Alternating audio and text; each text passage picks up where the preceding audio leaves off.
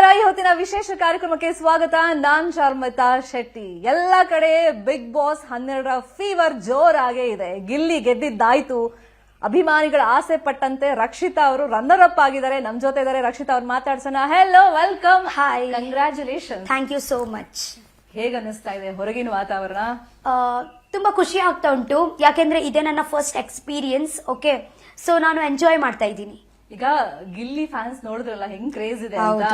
In fact ಅವರಷ್ಟೇ ಸರಿಸಮಾನ fans ನಿಮ್ಗೂ ಇದಾರೆ. Fan base ನೋಡಿ ಹೆಂಗ್ ಅನಿಸ್ತಾ ಇದೆ? ಫಸ್ಟ್ ರಿಯಾಲಿಟಿ ಶೋ ಯೂಟ್ಯೂಬ್ ನಲ್ಲಿ ಮಿಂಚಿದ್ದಂತ ಮಂಗಳೂರು ಹುಡುಗಿ ಈಗ ಬೆಂಗಳೂರು ಸೇರಿದಂತೆ ಎಲ್ಲಾ ಕಡೆ ಫ್ಯಾನ್ಸ್ ಇದಾರೆ. ಹೌದು, ಇದ್ರ ಬಗ್ಗೆ ಹೆಂಗ್ ಅನ್ಸುತ್ತೆ? ತುಂಬಾ ಖುಷಿ ಆಗ್ತಾ ಉಂಟು. ಆಕ್ಚುಲಿ ಇದೇ ಫೀಲಿಂಗ್ಸ್ ಆಕ್ಚುಲಿ ನನಗೆ ವರ್ಡ್ಸ್ ಇಂದ ಎಕ್ಸ್ಪ್ರೆಸ್ ಮಾಡ್ಲಿಕ್ಕೆ ಆಗಲ್ಲ, ಬಟ್ ಮನಸ್ಸಿಂದ ತುಂಬಾ ಖುಷಿ ಆಗ್ತಾ ಉಂಟು. ಯಾಕಂದ್ರೆ ಅನ್ಎಕ್ಸ್ಪೆಕ್ಟೆಡ್ಲಿ ನನಗೆ ಪ್ರೀತಿ ಎಲ್ಲ ಸಿಗ್ತಾ ಉಂಟು. ಓಕೆ, ಜಸ್ಟ್ ಮನೆಯಿಂದ ಹೊಳಗೆ ಇರುವಾಗ ನಮ್ಗೆ ಗೊತ್ತಿರ್ಲಿಲ್ಲ ಹಿಂಗೆ ಒಂದು ಉಂಟಂತ. ಸುದೀಪ್ ಸರ್ ಯಾವಾಗ ಬರುವಾಗ ಹೇಳ್ತಾ ಇದ್ರು ನಮ್ಗೆ, ಬಟ್ ಇವಾಗ ನಾವು ಯಾವಾಗ ಹೊಳಗೆ ಬಂದಿದೀವಿ ಆ ಟೈಮಲ್ಲಿ ನಾವು ಯಾವಾಗ ನೋಡ್ತಾ ಇದ್ದೀವಿ ಅಲ್ವಾ, ಇದೇ ಒಂದು ಬೇರೆನೆ ಫೀಲಿಂಗ್ ಉಂಟು. ಉಂಟು, ನೆನಪುಂಡು. ಬಟ್ ಕಂಟಿನ್ಯೂಸ್ಲಿ ಅಲ್ಲಿಯೇ ನಾವು 3 months ಕನ್ನಡನೇ ಮಾತಾಡಿ ಕೇಳಿ ತುಳು ಮತ್ತೆ ಹಿಂದಿ ಸ್ವಲ್ಪ ನನಗೆ ಮಧ್ಯದಲ್ಲಿ ಫ್ಲೂಯೆಂಟ್ ಅಂದ್ರೆ ಒಂದು ಕಾಲದಲ್ಲಿ ಒಂದು ತುಳು ನಾನು ಮಾತಾಡುವಾಗ ಮಧ್ಯದಲ್ಲಿ ನಾನು ಶ್ವಾಸ ಕೂಡ ತಗೊಳ್ಳಲ್ಲ, ಅಷ್ಟು ಸ್ಪೀಡ್ ಮಾತಾಡ್ತೀನಿ. ಬಟ್ ಇವಾಗ ಹಂಗೆ ಅಲ್ಲ, ಸ್ವಲ್ಪ ಬ್ರೇಕ್ ಆಗಿದೆ. ಬಟ್ ಇಟ್ಸ್ ಓಕೆ, ಸ್ವಲ್ಪ ಟೈಮ್ ನಾನು ಉಡುಪಿಯಲ್ಲಿ ಇದ್ರೆ ಮತ್ತೆ ಅದೇ ಸ್ಪೀಡ್ ಆಗುತ್ತೆ. ಇವಾಗ ಒಂದು ಟೆಸ್ಟ್ ಮಾಡೋಣ. ಬ್ಲಾಗ್ ಇಂದ ಫೇಮಸ್ ಆದವ್ರು ನೀವು, ಆಯ್ತಾ? ಕನ್ನಡದಲ್ಲೂ ಮಾಡ್ತಾ ಇದ್ರಿ, ತುಳುಲು ಮಾತಾಡ್ತಾ ಇದ್ರಿ. ಬಿಗ್ ಬಾಸ್ ಎಕ್ಸ್ಪೀರಿಯನ್ಸ್ ಬಗ್ಗೆ ಒಂದು ಕ್ವಿಕ್ ಆಗಿ 30 seconds ಅಲ್ಲಿ ಒಂದು blog. Hello friends, good morning ಇಂದ ಶುರುವಾಗ್ಲಿ. Hi guys, good morning. ಹೇಗಿದ್ದೀರಾ ನೀವು? ನಾನು ಚೆನ್ನಾಗಿ ಮುದ್ದಾಗಿದ್ದೀವಿ.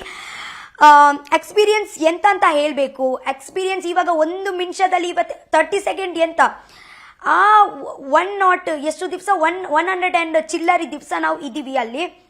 ಒಂದು ದಿವಸ ಅಂದ್ರೆ ಅಲ್ಲಿ 1 ವರ್ಷ ಹಾಗೇನೆ. ಓಕೆ, ಸೊ ಅದೇ ನನಗೆ ಒಂದು 30 minutes ಅಲ್ಲಿ ಎಕ್ಸ್ಪ್ರೆಸ್ ಮಾಡಲಿಕ್ಕೆ ಆಗಲ್ಲ. ಯಾಕೆಂದ್ರೆ ಅದೇ ಒಂದು ಎಕ್ಸ್ಪೀರಿಯನ್ಸ್ ಉಂಟು. ಅಪ್ ಡೌನ್ಸ್ ಎಲ್ಲ ಉಂಟು. ಅಲು, ಸಿಟ್ಟು, ಕೋಪ, ನಗು, ಖುಷಿದು ದಿವಸ, ಹಬ್ಬ, ಗಲಾಟೆ, ಅದು ಎಲ್ಲ ಫುಲ್ ಮಿಕ್ಸ್ ಆಗಿ ಅದೇ ಎಕ್ಸ್ಪ್ರೆಸ್ ಮಾಡಲಿಕ್ಕೆ ನನಗೆ ಆಗಲ್ಲ. ಬಟ್ ಒಂದು ಒಳ್ಳೆ ಚೆನ್ನಾಗಿ ಎಕ್ಸ್ಪೀರಿಯನ್ಸ್ ಇತ್ತು. ಅಂದರೆ ಲೈಫಲ್ಲಿ ಒಂದು ಇವತ್ತೇ ನಾನು ಒಂದು ಫಾರ್ ಎಕ್ಸಾಂಪಲ್ ಇವತ್ತೇ 30 ವರ್ಷ ನನಗೆ ಆಗುತ್ತಲ್ವಾ ಒಂದು ಟೈಮಲ್ಲಿ. ಆ 30 ವರ್ಷ ನನಗೆ ಇವತ್ತೇ 3 ತಿಂಗಳಲ್ಲಿಯೇ 30 ವರ್ಷ ಆಯಿತು. ಹಾಗೆ ಎಕ್ಸ್ಪೀರಿಯನ್ಸ್ ನನಗೆ ಸಿಕ್ತು. ಹಾಗೆ ಸೊ ಫಸ್ಟ್ ಬಂದಾಗ ಯಾರನ್ನ ಮೀಟ್ ಮಾಡಿದ್ದು? ಹೊರಗಡೆ ಬರ್ತಿದ್ದಂಗೆ ಬಂದು ನಾನು ರಘುವನ್ನಗೆ ಮೀಟ್ ಮಾಡಿದ್ದೀನಿ. Family members, friends? Family member ನನ್ನ ಜೊತೆಗೇನೆ ಇದ್ದಾರೆ ಇಲ್ಲಿ ಬ್ಯಾಂಗ್ಳೂರಲ್ಲಿ. ಏನ್ ತಿಂದ್ರಿ? ಮೀನ್ಸಾರಾ?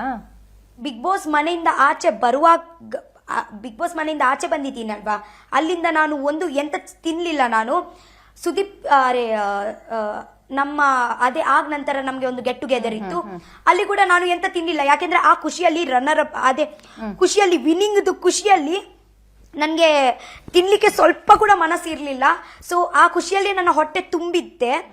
ಓಕೆ, ಟುಡೇ ಕೂಡ ಅಷ್ಟೇ, ಬೆಳಿಗ್ಗೆ ಎತ್ತೇಲಿ ಬಂದಿದ್ದೀನಿ. ಇವತ್ತೇ ಜಸ್ಟ್ ಒಂದು ಚಕ್ಕುಲಿ ತಿಂದಿದ್ದೀನಿ ಅಷ್ಟೇ, ಎಂತ ತಿನ್ಲಿಲ್ಲ. ಯಾಕಂದ್ರೆ ಈ ಫೀಲಿಂಗ್ ಉಂಟಲ್ವಾ, ನಮ್ಗೆ ಇವತ್ತೇ ಊಟ ಬೇಡ, ಖುಷಿಯಲ್ಲಿಯೇ ನಮ್ಮ ಹೊಟ್ಟೆ ಫುಲ್ ಜನರ ಪ್ರೀತಿ ಇದೆಯಲ್ಲ, ಜನರಿನ ಪ್ರೀತಿಯಿಂದಾನೇ ಹೊಟ್ಟೆ ತುಂಬಿದೆ. ಈಗ ಫಸ್ಟ್ ಡೇ ಬರ್ತೀರಾ, ಒಂದ್ ಜೋಶಲ್ಲಿ ಬರ್ತೀರಾ. ಹೌದು, ಬರ್ತಿದ್ದಂಗೆ ಮನೆಯಿಂದ ವಾಪಸ್ ಕಳಿಸ್ಬಿಡ್ತಾರೆ. ಆ ಟೈಮ್ನಲ್ಲಿ ಬಹುಶಃ ನೀವು ಎಕ್ಸ್ಪೆಕ್ಟ್ ಮಾಡಿದ್ರೋ ಇಲ್ವೋ, ಸುದೀಪ್ ಸರ್ ಕೈಯಲ್ಲಿ ಒಂದ್ ಕೈ ನಿಮ್ದಾಗಿರುತ್ತೆ ಅಂತ ಹೇಳಿ.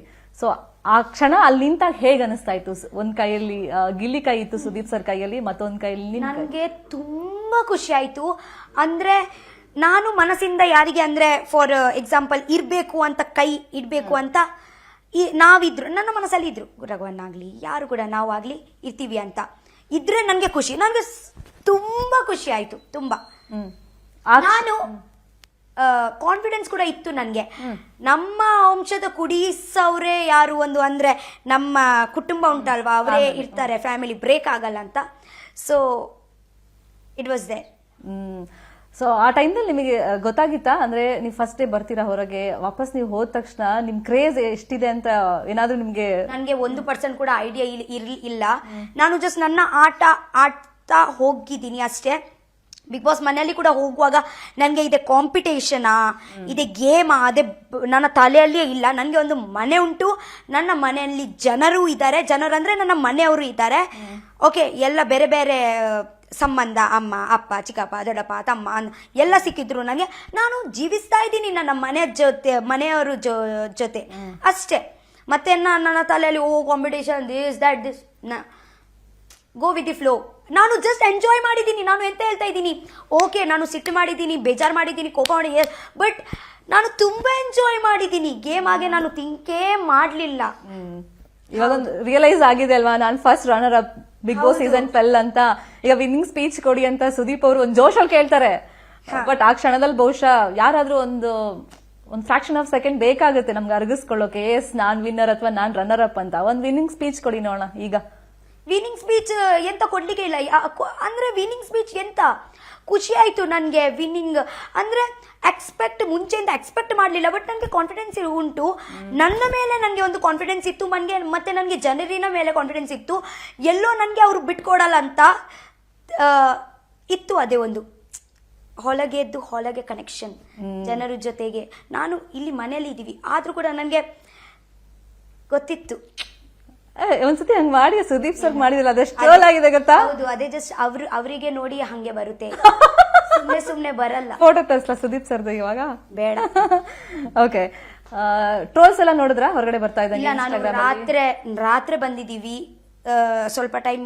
ನಾನು ಇವತ್ತೆ ಫೋನ್ ಕೂಡ ಹೆಂಗ ಯೂಸ್ ಮಾಡಬೇಕು ಅಂತಾನೆ ಗೊತ್ತಾಗಲ್ಲ. ಅಂದ್ರೆ ನಾವು ಇವತ್ತೆ ಮರ್ತೋಗಿದ್ದೀವಿ ಹೇಗ ಸ್ಕ್ರೋಲ್ ಮಾಡೋದು, ಒಂಥರ ವಿಚಿತ್ರ ಆಗ್ತಾ ಉಂಟು. ಇವತ್ತೆ ನಾನು ನನ್ನ ಕೈಯಲ್ಲಿ ಕೂಡ ಇಟ್ಲಿಕ್ಕೆ ಬೇಡ, ನನಗೆ ಹಿಂಗೇನೆ ಮಾತಾಡೋಣ, ನಾವು ಫೋನ್ ಬೇಡ ಅಂತ ಅನ್ಕೊಳ್ತೀನಿ.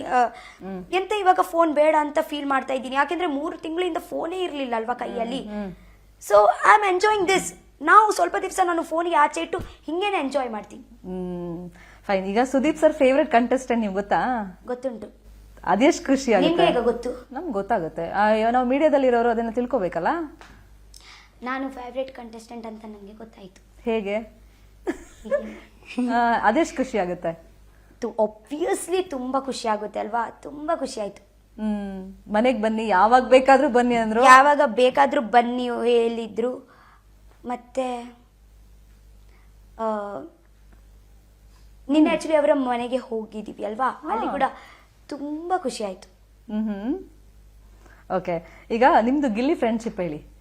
ನನ್ನ ಒಂದ್ ಮನೆ ಅಂತ ಹೋದಾಗ ಎಲ್ರೂ ಹೊಸಬ್ರೆ ಆಯ್ತಾ, ಬಂದಿರೋದು ಪ್ರತಿಯೊಬ್ರು ಆಟ ಆಡಕ್ಕೆ ಅಂತಾನೆ, ಒಂದು ಕಾಂಪಿಟೇಷನ್ ಅಂತ ಇರುತ್ತೆ. ನೀವಂದ್ರಿ ನಾನ್ ಮನೆ ತರ ಫೀಲ್ ಮಾಡಿದೆ, ನನ್ನ ರಿಲೇಟಿವ್ಸ್ ಅವರೆಲ್ಲ ಅಂತ ಫೀಲ್ ಮಾಡಿದೆ. ಆದ್ರೂ ಅಲ್ಲಿ ಹೋಗಿರೋದು ಒಂದು ಕಾಂಪಿಟೇಷನ್ಗೆ ಗೆದ್ದು ಬರ್ಬೇಕು ಅಂತಾನೆ ಒಂದು ಆಂಬಿಷನ್ ಇರುತ್ತೆ, ಇಲ್ಲ ಅಂತಲ್ಲ. ಸೊ ಅಲ್ಲಿ ಒಂದು ಕಂಫರ್ಟ್ ಝೋನ್ ಅಂತ ಕ್ರಿಯೇಟ್ ಆಗುತ್ತೆ. ಇಂಥವ್ರು ನಮಗೆ ಸಪೋರ್ಟ್ ಮಾಡ್ತಾರೆ ಅಂದ್ರೆ ನಮ್ಗೆ ಖುಷಿ ಆಗುತ್ತೆ. ಆ ಬಾಂಡಿಂಗ್ ಬಗ್ಗೆ ಏನ್ ಹೇಳ್ತೀರಾ? ಆ ಬಾಂಡಿಂಗ್ ಬಗ್ಗೆ ಎಂತ ಹೇಳ್ತೀರಾ ಅಂದ್ರೆ, ಆ ಬಾಂಡಿಂಗ್ ಎಂತ ಇವ್ರ ಜೊತೆಗೆ ಬಾಂಡಿಂಗ್ ಮಾಡ್ಬೇಕು ಹಂಗೆ ಇರ್ಲಿಲ್ಲ. ಜಸ್ಟ್ ಫ್ಲೋ ಅಲ್ಲಿ ಇಂಟೆನ್ಷನಲಿ ಬರೋದಲ್ಲ, ಇಂಟೆನ್ಷನಲಿ ಬರ್ಲಿಲ್ಲ.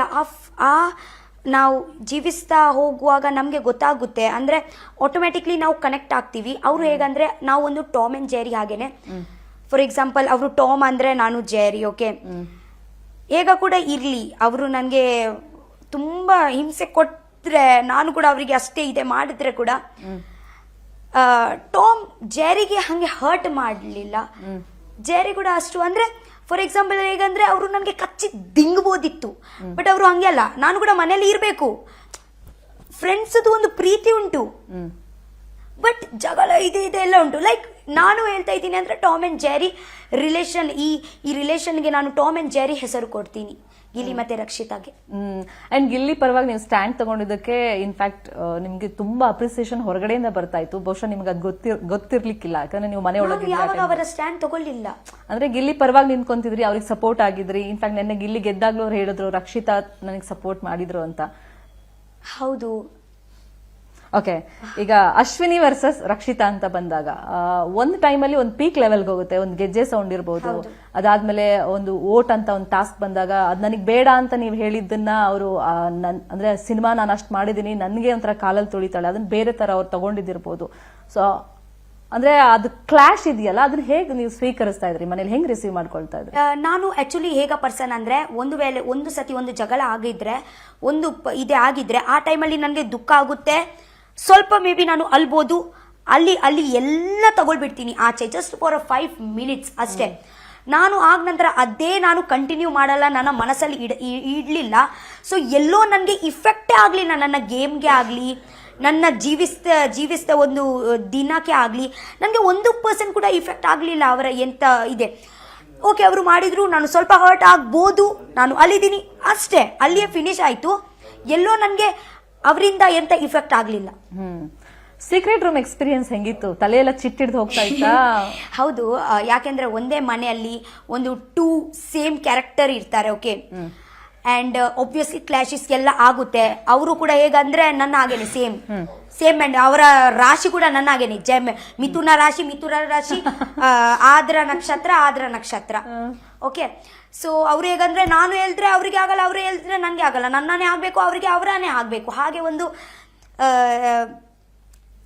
ಈಗೋ ಕ್ಲಾಶ್ ಏನದು? ಈಗೋ ಕ್ಲಾಶ್ ಅಂತ ಅಲ್ಲ, ನನ್ನ ಮನಸ್ಸಲ್ಲಿ ಇತ್ತು, ನನ್ನ ಯಾರು ಡಿಸರ್ವಿಂಗ್ ಇದ್ದಾರೆ ಅವರಿಗೆ ನಾವು ಒಂದು ಪರ್ಫೆಕ್ಟ್ ಟೀಮ್ ಹಾಗೆ ಮಾಡೋಣ. ಬಟ್ ಅವರು ಹೇಗೆ ಇದ್ದಿದ್ರೆ ಅಂದ್ರೆ ಓಕೆ ನಾವು ಜೆನ್ವಿನ್ ಆಗಿ ಇದೇ ಮಾಡೋಣ, ಅದೇ ಎಲ್ಲ ಇತ್ತು. ಬಟ್ ನಾನು ಅದೇ ವೇ ಅಲ್ಲಿ ಥಿಂಕ್ ಮಾಡಲಿಲ್ಲ. ಯಾಕೆಂದ್ರೆ ನಾನು ಥಿಂಕ್ ಮಾಡಿದ್ದೀನಿ ಯಾರು ಡಿಸರ್ವಿಂಗ್ ಇದ್ದಾರೆ ಅವರಿಗೆ ಸ್ವಲ್ಪ ಸಪೋರ್ಟ್ ನಾವು ಮಾಡೋಣ ಅಂತ. ಯಾಕೆಂದ್ರೆ ಈ ಆಪರ್ಚುನಿಟಿ ನಮಗೆ ಸಿಕ್ಕಿದ್ರೆ, ಹಾಗೆ ಅಂತ ಜೆನ್ವಿನಿಟಿ ಹಾಗೆ ಅಂತ ಪ್ರಾಪರ್ ಮಾಡ್ಲಿಕ್ಕೆ ಇದ್ರೆ ಬಿಗ್ ಬಾಸ್ ಕೂಡ ಮಾಡ್ತಾರೆ. ನಮಗೆ ಯಾಕೆ, ನಮಗೆ ಇವತ್ತು ನಾವು ನಮ್ಮ ಆಟ ಆಡೋಣ ಅಲ್ವಾ, ನಮಗೆ ಹೆಂಗೆ ಫೀಲ್ ಆಗುತ್ತೆ ಹಾಗೆ ಆಡೋಣ. ಸೊ ಅದಕ್ಕೆ ಅದೇ ವಿಷಯದಲ್ಲಿ ನಮ್ಮ ಗಲಾಟೆ ಎಲ್ಲ ಆಗ್ತಾ ಇತ್ತು. ಬಟ್ ಮನಸ್ಸಲ್ಲಿ ಎಂತ ಹಾಗೆ ಅಂತ ಕೋಪ ಎಂತ ಇಲ್ಲ. ಓಕೆ, ನಾವು ಜಗಳ ಮಾಡಿದ್ದೀವಿ, but it was a best memory.